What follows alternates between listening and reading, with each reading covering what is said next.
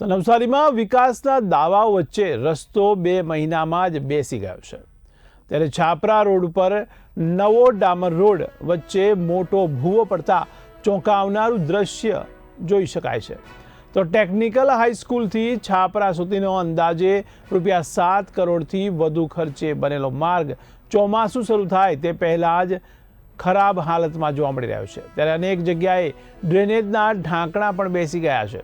ત્યારે સ્થાનિકોનો આક્ષેપ છે કે હલકી સામગ્રી અને બેદરકારી પૂર્વક કામ કરવામાં આવી રહ્યું છે. ત્યારે રાહદારીઓ અને વાહન ચાલકો માટે જોખમ ઊભું થયું છે.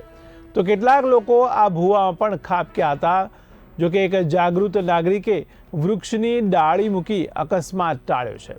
તો કમિશનર દેવ ચૌધરીના ગુણવત્તાના દાવા પર હવે સવાલો ઉઠી રહ્યા છે. ત્યારે હવે મોટો સવાલ છે કે શું જવાબદાર કોન્ટ્રાક્ટર સામે કાર્યવાહી કરાશે કે કેમ.